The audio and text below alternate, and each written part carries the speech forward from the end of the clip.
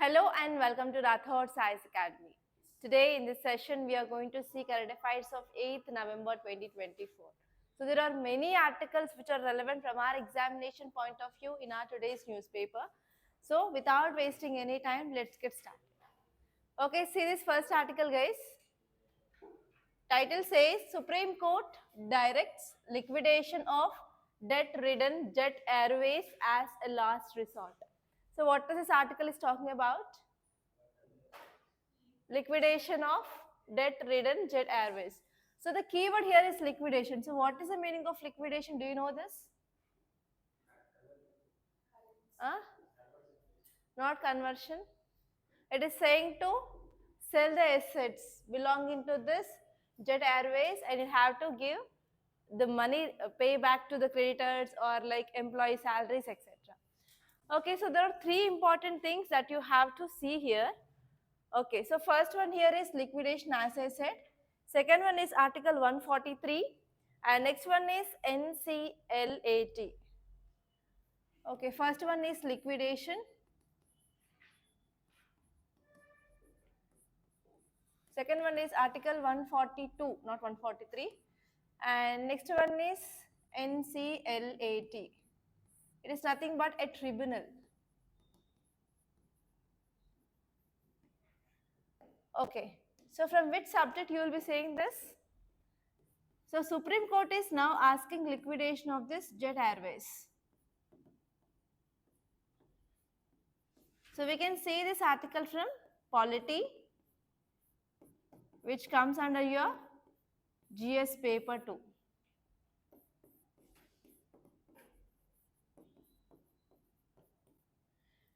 And even this article 142 also comes under your GS paper 2 polity and NCLT, which is a tribunal. So already you know that there are in our judiciary system, we have three-tier judiciary, that is Supreme Court at top, High Court at top of the states, and we have district courts or subordinate courts.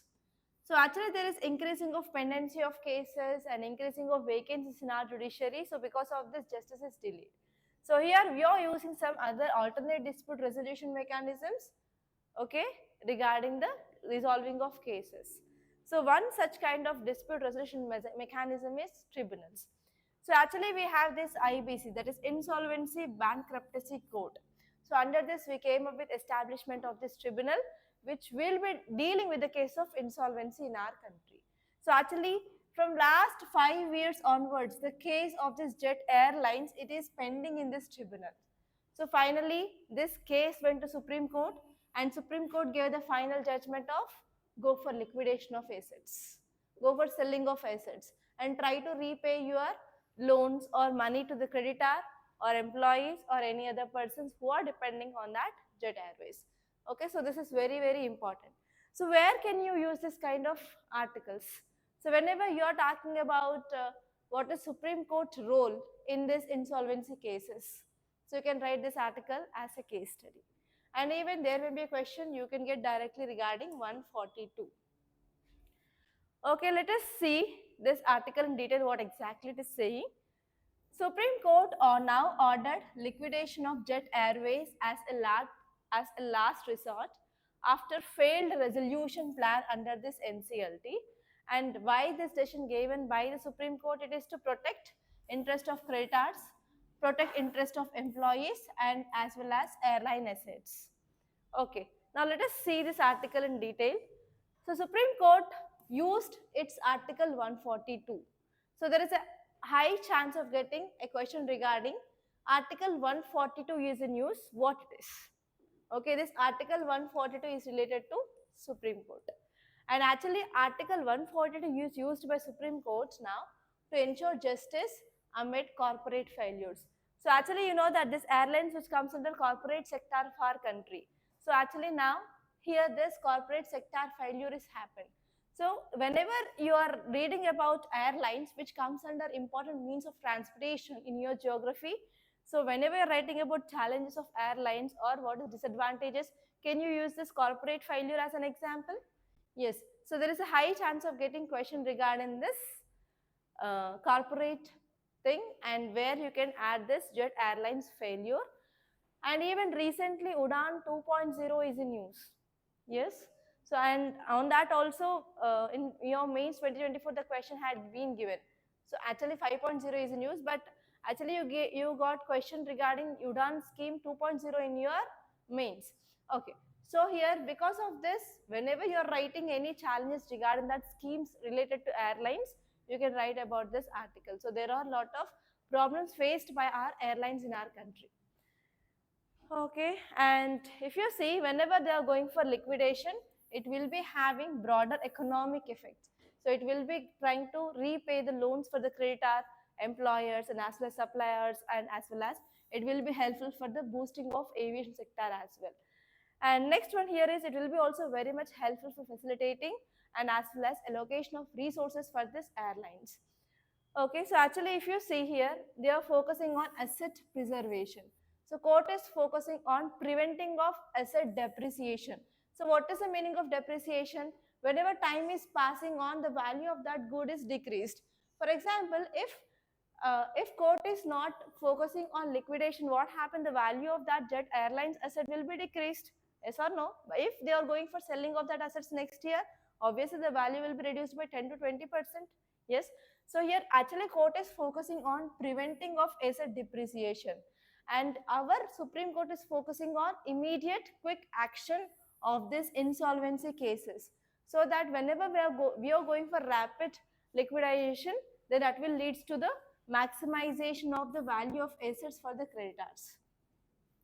And even it is focusing on giving importance to the creditor rights. Creditor are nothing but the persons who give loans to this so and so jet airlines. If this airlines is not working well, so will they repay the loans? No. So because of this, their rights will be getting compromised. Now court is focusing on need for increased accountability from corporate debtors, and even court is now encouraging responsible management of corporate finances. So here you may get a question like how Supreme Court is ensuring rights or responsible management of corporate finances in the country. So on this statement also you can get a question. So if you are getting this kind of statements in your mains, try to write this kind of examples. Okay, so this is the thing that you have to remember. And if you see about what is this liquidation of an airline, it is also called as airline liquidation. So under this process, here airline company, if it is unable to meet its financial obligations, then it will try to sell its assets. For example, it can sell the aircraft, it can sell the engines and other properties which is owning, so that it can repay to the creditors. And this liquidation is one of the last resort which will be going on. Okay, and what is Article 142? Keep star mark and write down this. Supreme Court, in the exercise of its jurisdiction, may pass such decree or make such an order as it is necessary for doing complete justice. If there is any matter which is pending before court, so always court try to provide complete justice. So under providing of complete justice, whatever the decree or whatever the jurisdiction it is passing, that comes under Article 142 of our Indian Constitution. Okay, so here you have to remember this word, complete justice. Okay, see this next article, guys. Bangalore to get first digital population clock today. So what this article is about? Digital population clock. So do you know about anything regarding this digital population clock? What it will be displaying? So we will be having in many areas clock towers. So in the clock towers, we will be having big clock which will be displaying time. So what is this? How it is different from that traditional clock towers and digital population clock? Okay, it will be displaying population data. So which data exactly it is going to display? Uh, whether the population of world or whether population of India or population of that state, what exactly? Population of that state. So do you know any examples of such kind of world population clocks which are present across the globe? No idea? No? Okay, write down this first digital population clock inaugurated in Bangalore. It is very important. So whenever you are writing using of science and technology, you can use this example. And even whenever you're talking about taking of measures to control population or population related measures, again you can add this article. Like recently in Bangalore, we got this first digital population clock. In the same way, in every state, we can implement that so that people will be getting at least awareness about our population and population measures. Okay, so let us see this article in detail. So Bangalore city's first digital population clock, which will display what real-time estimates of population of Karnataka, not only population of Karnataka, even population of India. So what is the time gap they are giving? So they will be displaying the Karnataka population for every 1 minute 10 seconds and country's population every 2 seconds. So they are giving importance to India's country's population over Karnataka's population. So for every 20 seconds, they will display country's population, and for every 1 minute 10 seconds, they will display Karnataka's population. Why? To improve awareness about the details of population to the people and to know about how the population is growing in our country. Okay. Yes, we can. We can also connect that. So actually, what is this digital population clock? It is an electronic display. It will provide near time or real time estimates of population size. Often it can give at the national level or global level, but now in India we are focusing on state level and as well as our country's level. And these clocks, they use data from statistical agencies and as well as birth and death rates, migration patterns, and as well as some algorithms that we are using in our country. And they will be always constantly updating their population figure. So here, yes, you have to know some examples of case studies in the world where we have this kind of population clocks. Please make a note.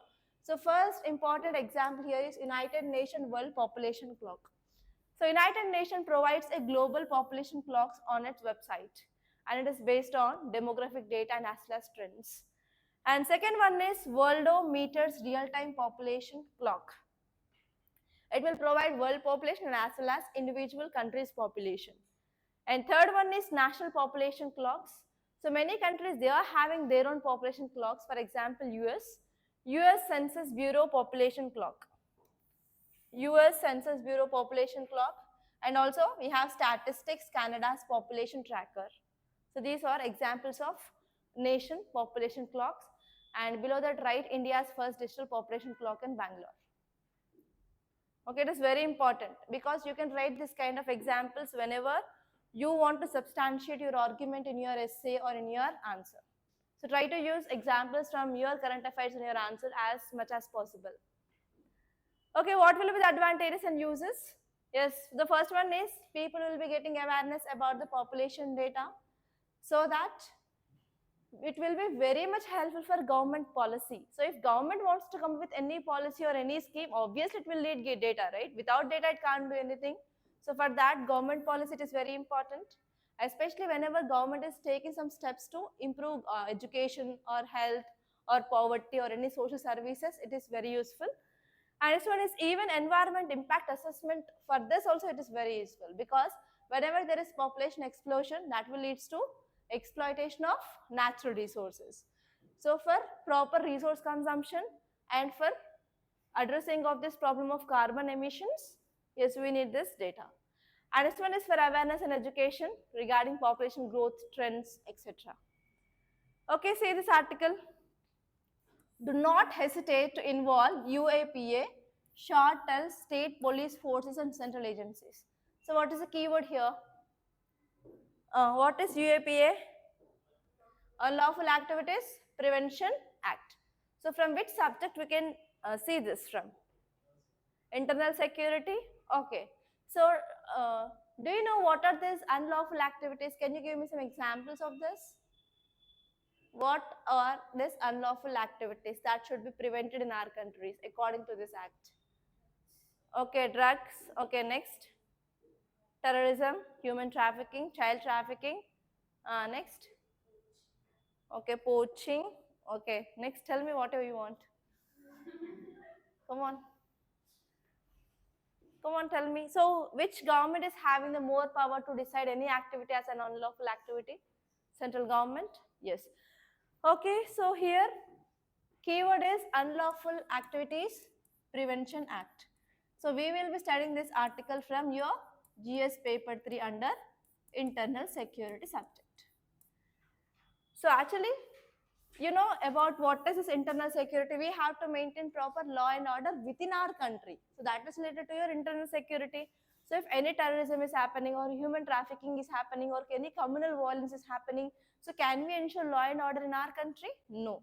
So for this, we have to prevent unlawful activities.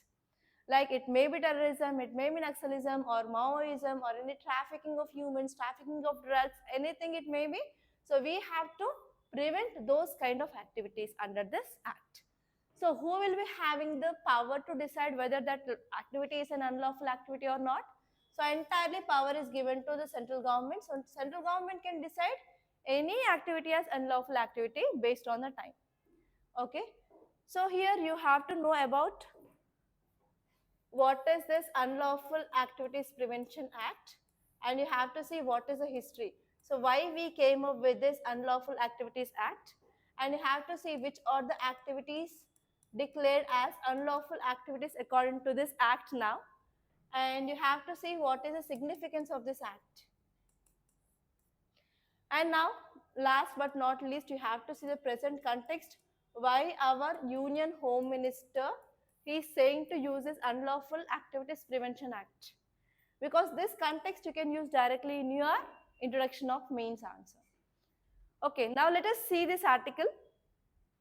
Context says that our Union Home Minister, he asked state police forces to invoke UAPA, that is Unlawful Activities Prevention Act, without any hesitation during anti-terror conference. So we are going with our anti-terror conference now. So in this anti-terror conference, our Union Home Minister, he made the statement of, yes, either it may be state police forces or either it may be central agencies, try to invoke this UAPA without any hesitation because he is giving importance to security of our country, to maintain law and order in our country. So this is the thing we have to focus.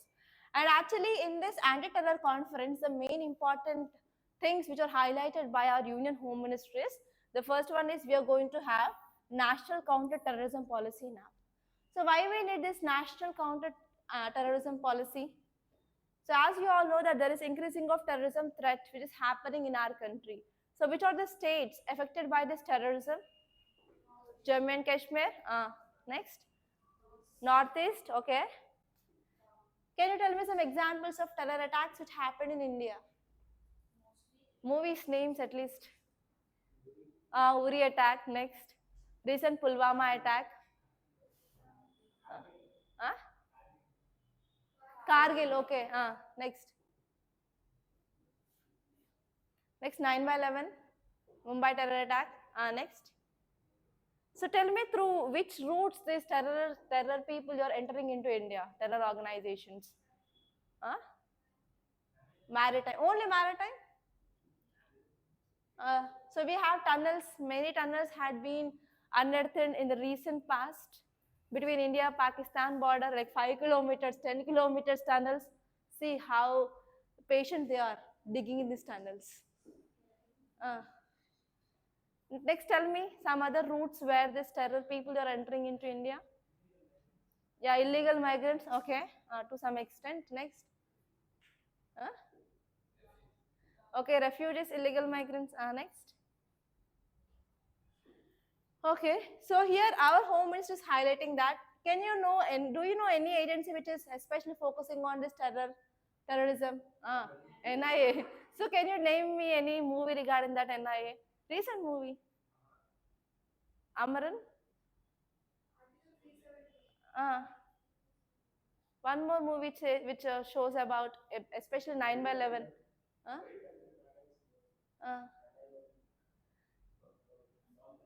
Bomb blast. 9/11 movie name. I'm not retrieving this. Major.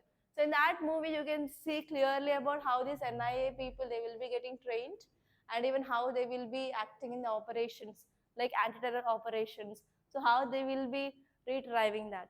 So can you tell me what are the changes which happened in the recent past in these terror organizations?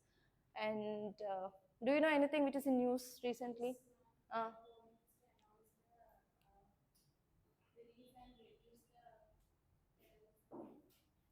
So recent trends, how the terrorism had been changed from past to now. Huh? Cyber terrorism, apart from that. Yes, cyber terrorism to be accepted. Next. Bio war. Okay, example. Uh, okay, next. Terrorism, how it had been changed. You need to have the idea regarding this because you are going to be a more social animal compared to others. Uh, come on. You have to know if any challenges which happen suddenly, if the bomb blast happened in your district, then what you do? Yes, you have to think that is happening in your area so that you will be getting alerted. You will be the authority, higher authority of your district, right? Ah. Okay, so here our Home Minister he also highlighted about the success of NIA, that is National Investigation Agency, like how it is combating terrorism and as well as how it is even empowering the local police forces to ensure counter-terrorism strategies. Okay, the key points that you have to see here is we have to even empower these local forces because they need to even act at the local level, right? So for example, if you are deciding any activity as unlawful activity under this UAPA, this is the first sort. We will be calling the local police. So because of this, even our Home Ministry is saying that local police, that is like state police, need to be given empowerment regarding this Unlawful Activities Prevention Act because they have to take this local enforcement, local law enforcement. They have to be more play an important role in combating this terrorism, and which can lead to faster responses and more effective operations. So, for example, if as soon as we are getting information regarding yes, there is terror attack which is going to happen, or like local hijacking of any mall or any aeroplane like that, first who will be the going to that site? Local people, right? So here local people need to be also get enforced, and as well as they need to be empowered. So it is the idea behind why our Home Minister made this statement. And this one is our Home Minister also said that we are going to come with a national strategy for countering of terrorism. So why we need this kind of policies? Because we need to have a unified approach. So nowadays we are talking about one nation, one ration, one nation, one election. That is unified approach throughout our country. So in the same way, even the terrorism also we need to have a more unified national approach. Okay, so we need to have the coordination between the different states so that we can address this problem of terrorism. And next one here is, here our Home Minister he said about success of this NIA model, like how they are doing investigation, how they are countering this terrorism attacks, and as well as how the legal action they are taking, how they are dismantling this terrorist networks, etc. And next one here is, he also said that whenever we are having any threat, we need to have a very rapid response. So whenever we are having very rapid response, it is very important because nowadays there is changing of operational lifespan of terrorists. Earlier, if they are doing any operation, it will be taking like 3 to 4 days of time.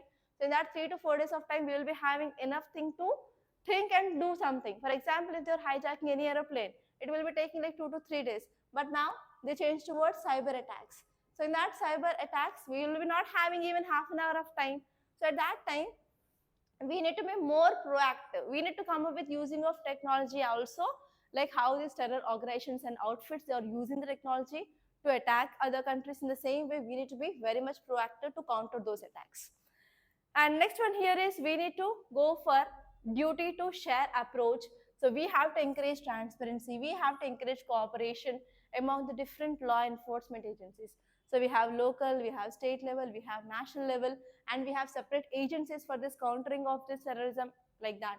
So we need to have proper cooperation between all these law enforcement agencies that will lead to more comprehensive intelligence sharing and as well as strategy development, and we can try to do something counter towards this terrorism and we can stop this in the future. So and even this article is saying that we need proper institutional support as well for de-radicalization. And actually nowadays terrorism had become borderless because of cyber attacks. So they are sitting in Japan or they are sitting in Korea, they are sitting in some other countries and they are attacking India. They are hacking the things. So because of this borderless nature, we need to have a solid framework now which will allow very quick and cross-border collaboration. And even we need a proper support from national agencies like NIA to counter this. Okay, so what are these Unlawful Activities Prevention Act? So there is a high chance of getting prelims-based question from this act. So this act which provides for more effective prevention of certain unlawful activities of individuals and also of associations. And they will be dealing with terror activities, and they will be also dealing with activities directed against integrity and as well as sovereignty of India. So this act is applicable to whom? So this act is applicable for all citizens of India, and even citizens of India who are present outside of India also they are applicable, and the people who are present in the service of government wherever they may be, and even persons who are present in the ships or aircrafts who are registered in India. So on all these people this act will be applicable. So on this area you may get a prelims based question, so where it is applicable. And actually, so this act which is empowering the parliament to impose by law or any reasonable restrictions on the interest of sovereignty and integrity of India. So you know that fundamental rights are given and they are present in our party of constitution. They are not absolute rights. So there can be reasonable restrictions can be imposed by government of India.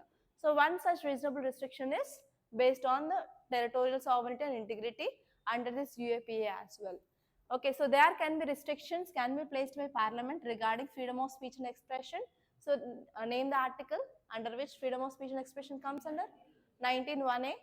And next one is right to assemble peacefully without arms. Which article?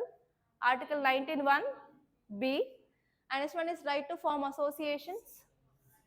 Okay. So on all these articles, now government can impose reasonable restrictions if they consider any activity as unlawful activity under this UAPA. Clear? Okay, see this article, guys. Railways may modify and export old diesel locomotives to Africa. So what is this article talking about? Think and tell me fast. Upgradation. Wow, upgradation. Other than that, next. Next. Not covered exactly. See this Africa here. From India, we are sending this trains to Africa. Why we need to send to Africa? Why we need to send to Africa, guys? Okay, we are also part of the members other to develop. Okay.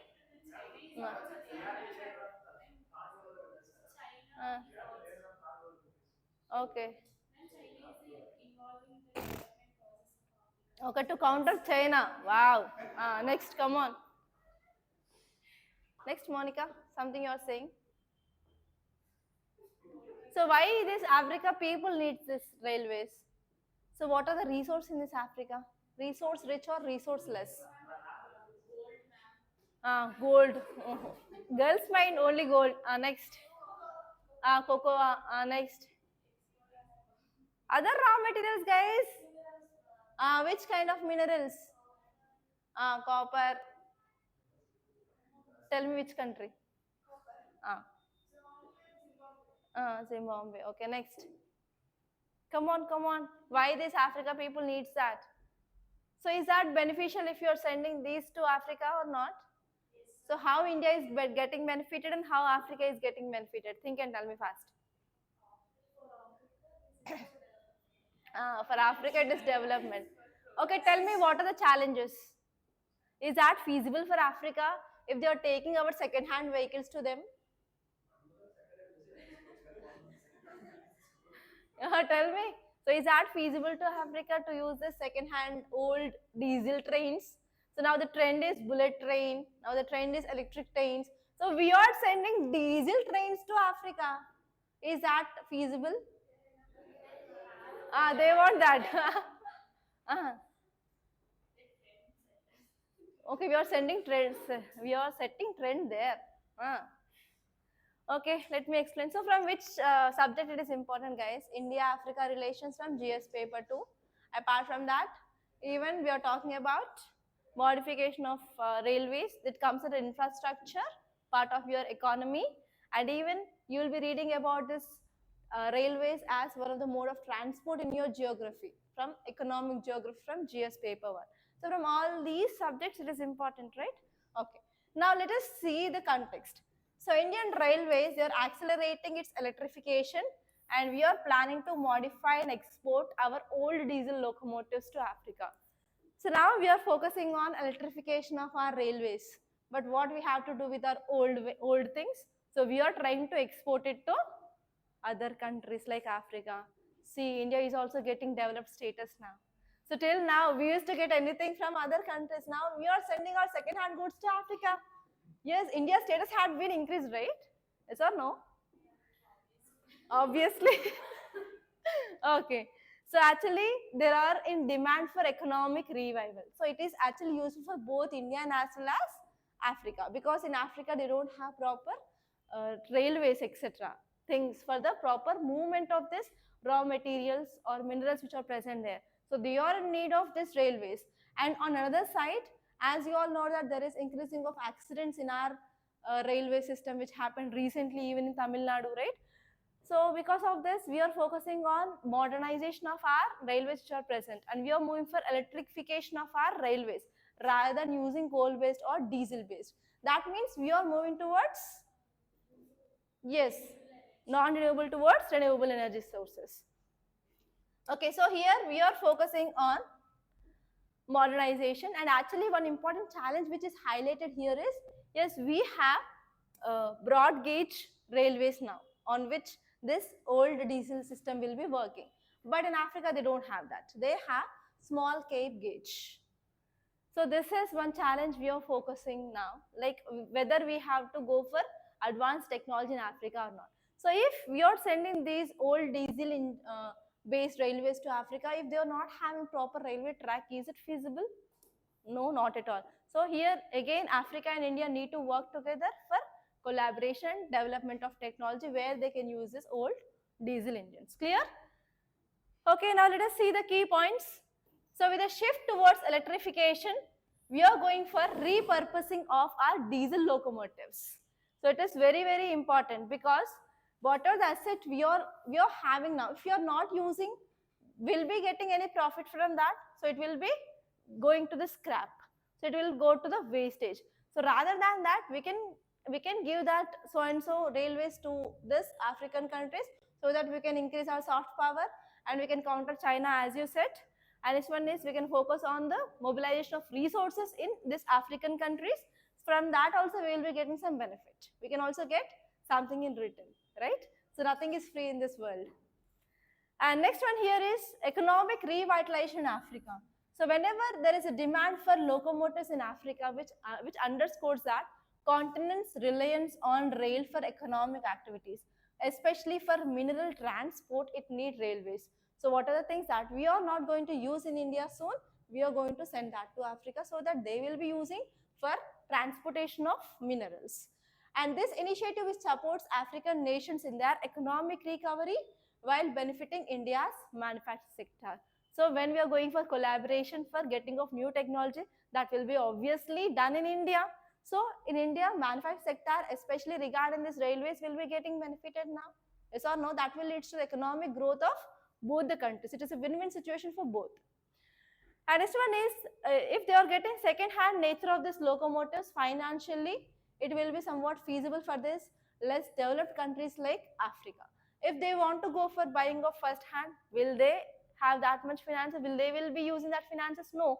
So if they are going for the second hand nature, so it will be financially attractive for this African countries. And it also reflects the growing trend in international markets, where we are focusing on cost effective solutions are always prioritized in these developing economies and as well as less developed countries.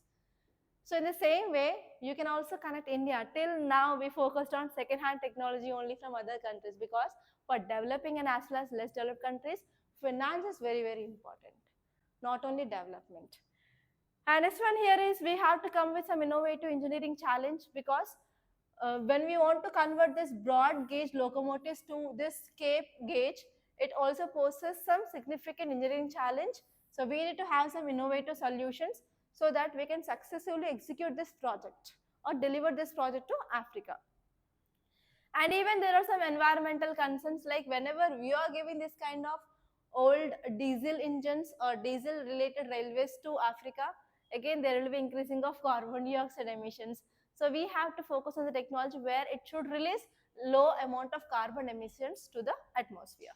That is the thing, and we have to focus on this eco-friendly practices as well. And we need the strategic relationship, partnership between India and Africa. And not only that, whichever the stakeholders now, they are involved in India regarding upgradation of our technology, everything, so that we can drive innovation and we can facilitate international trade relations between India and Africa. Okay. Yeah, there are two other articles here. See, guys. Air Quality Commission doubles fine on farmers for stubble burning. So what is this article talking about?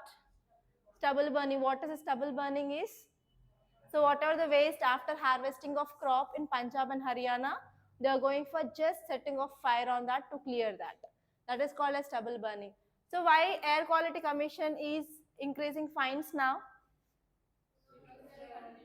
Okay, because of the wind movement. So whenever the winds are moving during this, especially winter season, it is carrying what are the particulate matter which is released into atmosphere from the stubble burning towards Delhi. It is leading to the poor air quality of Delhi.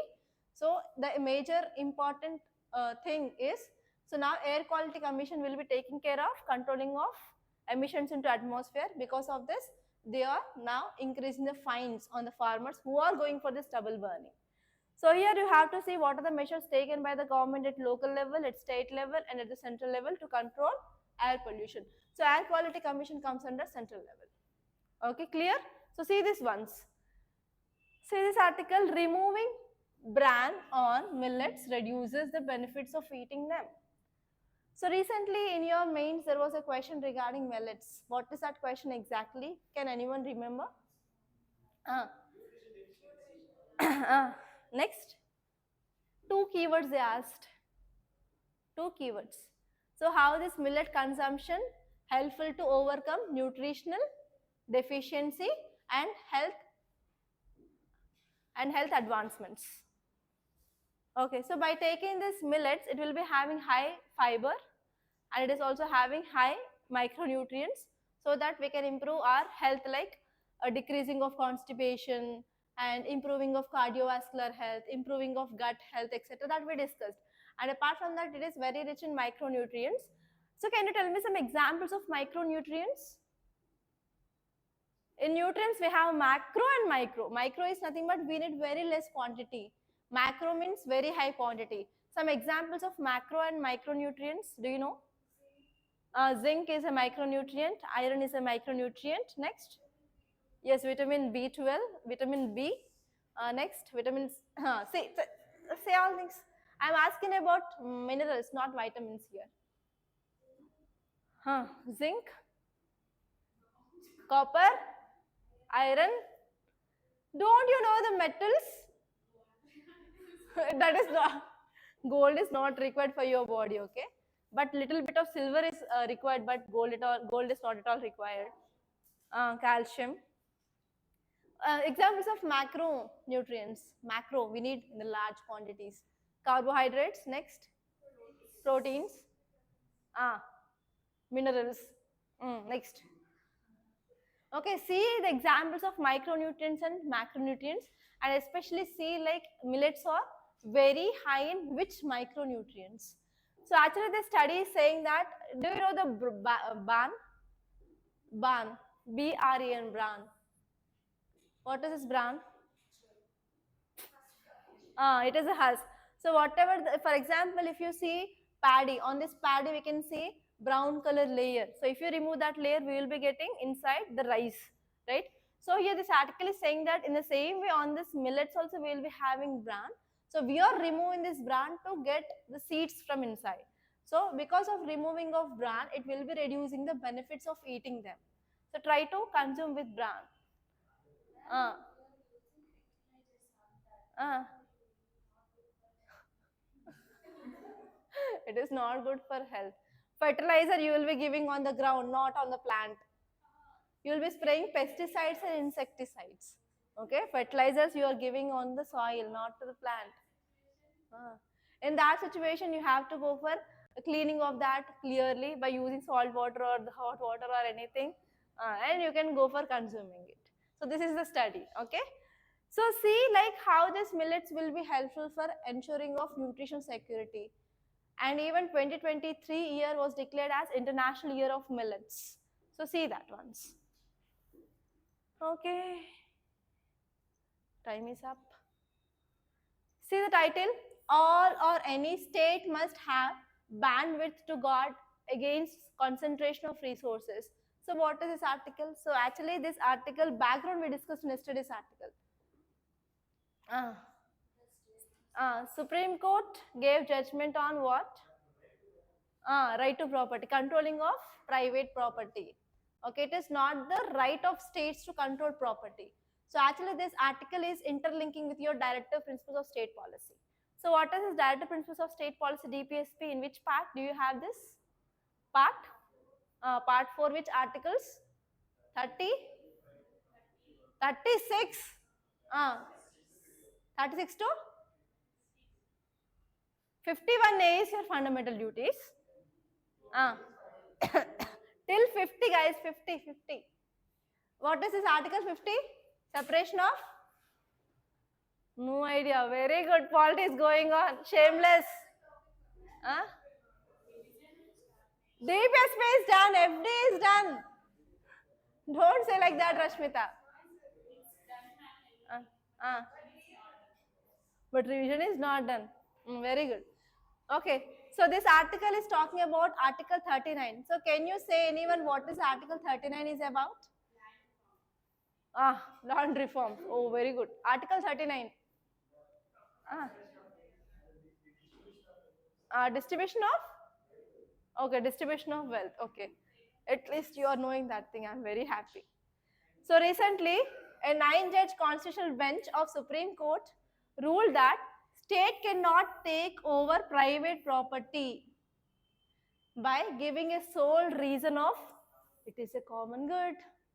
So just state is saying that for common good, for everyone's public interest, for public welfare, we are taking over the property. So it is not the right of state, which is a Supreme Court judgment. So what is the background of this case? So this case had been filed in court 20 years back, and finally after 2 decades we got this judgment. So you can see how fast our justice delivery system is. Okay, so whenever you're talking about delaying of justice, actually in your judiciary you will be seeing this problem of delaying of justice which is happening. There you can give the cases, recent cases. So where the justice had been delivered more than 2 decades or 3 decades. So there are many cases that we discussed in the recent past where after 2 decades, after 3 decades, after 4 decades also we got judgment. So try to give this kind of examples whenever you are writing any challenges of our judiciary, especially when you are focusing on this point, there is delaying of justice. Give these examples. Okay, so this case was initiated by Mumbai-based Property Owners Association, and they are challenging the constitutionality of Chapter 8A of Maharashtra Housing Area Development Act. So under this act, what happened? Maharashtra state government acquired private property. So finally the case had been filed in 1992 and the final judgment came in 2024. So this is the background of this case. So actually if you're talking about the private property here, the concept of private property has been one of the cornerstone for the legal and as well as economic system across the world. And the private property in India which evolved through the various constitutional amendments and judicial interpretations. So actually initially we have this right to property as a fundamental right under 19 Article 1 subclass F, which had been moved towards Article 300A by 44th Constitutional Amendment Act. So now there is a high chance of getting question in New York prelims like right to property is a fundamental right or a constitutional right, or else they may ask you the which amendment led to the removal of fundamental rights like right to property and kept as a constitutional right. So on this also you may get a question. Okay, so be focused on that.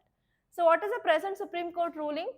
So present Supreme Court said that yes, that all private properties could not be considered as a community resource. It is unsustainable. And court also said that not all private property owned is considered as a material resource of community under Article 39B. Okay, it should be based on case by case basis rather than when we are coming up with a blanket ban. Like Supreme Court is saying that it is not like we can say that every private owned property is the responsibility of state to control that. Okay, so that is the thing which mainly said. So what is this Article 39B? It says that states to work towards redistribution of resources for the best serve the public interest. So by using this Article 31B, state is tried to occupying the private property. So it is not right according to the Supreme Court judgment. Clear? So in your editorial page, there are two articles say this: all eyes on Baku and the climate finance goal. So once we are done with this COP29, we will be getting lot of details. So there we will be discussing. But as a time being, so just see about what is COP, what are these climate finance goals. Okay, and there is one more article: India, Pakistan, and modifying Indus Water Treaty. Why this Indus Water Treaty is in news, guys? So India is coming up with renegotiations, but Pakistan it is not at all showing any interest to this Indus Water Treaty. The same thing which is said here itself. So just go through this. What is this Indus Water Treaty? Okay, and see one more interesting article. Testing time. Donald Trump's second term could add the stress on climate action plans. So what is the year now? 2024. So tell me about the targets regarding climate goals or climate action plans. 2030? Yes, sustainable development goals by 2030. Next. Yeah, carbon emissions target. So if Trump, who is not focusing on this climate action plans, can we achieve any goals? No. That is the thing which mainly said here. Okay. So here this article is saying that now Trump 2.0 is going to be started. Okay, so potential second term of Trump which is threatening our global climate action plan, because whatever the targets that we are having now, we have to achieve them by 2030 and the time period is very less. So if US is not coming with the policies which are according to this climate action plans, then we can't achieve this goals. So this is the thing which mainly said here. So now let us see the key points. So actually Trump's history of rejecting climate agreements and also promoting fossil fuels, which raised a cause of concern regarding this climate deadlines now we are going to have. So here during his first tenure, Trump administration do not have any commitments regarding achieving of climate deadlines. So again there is some fear which is arisen now whether we are going to achieve these targets in the time period is 2030. So here, this article is saying that the role of binding agreements. So with the unpredictability of US leadership, countries may need to consider binding agreements. So till now, whatever the voluntary agreements are there, we have to make it binding so that at least we will try to make some change in the aligning of the countries towards ensuring climate commitments. And next one here is COP29 challenge, upcoming COP29 summit, which faces a crucial task of creating a robust carbon offset framework now. So we don't know whether this Trump is going to act towards this climate change or not. And especially when we are going to have this COP29, November 11 to November 22nd. So we are going to have that, right? So within a very less short period of time we are having. So today date is November 8th. So within 3 days we are going to have whether this Trump will be changing the mindset towards the climate or not, we don't know. And next one here is, despite the federal setbacks, US states can still implement some effective climate policies. So whenever US, if it is coming up with some effective climate policies, it will be helpful for, especially we can achieve that targets. Okay, and even US reduction climate financing that will lead to strain of poorer countries. So actually whenever this Trump came into power, in his first tenure itself, he decreased this climate financing because US comes as a developed country. So developed countries need to give the funds to developing countries under this climate finance, but US reduce this climate financing. So because of this, now it is very difficult to combat this climate change, and it will be now very difficult to address this public health issues so that we can focus on proper global stability as well. So finally, this article is saying that we need cross-border trust as well, and we need evidence-based policy making from the US. Then only we can address this topic of climate change now in this Trump 2.0 era. Clear? So these are the important topics that appeared in our today's Hindu newspaper. So by this I'm concluding. Thank you so much guys for watching, and if you like this class, hit the like button, and please do share this class to your friends, and do subscribe to Rathods Science Academy. And every day we are posting daily current affairs, a quiz, so download our app. And in our Telegram channel also we are providing daily one mains question and as well as a word of the day. So if you want to get benefit from them, so try to join that Telegram channel. The link is given in description box. Thank you guys.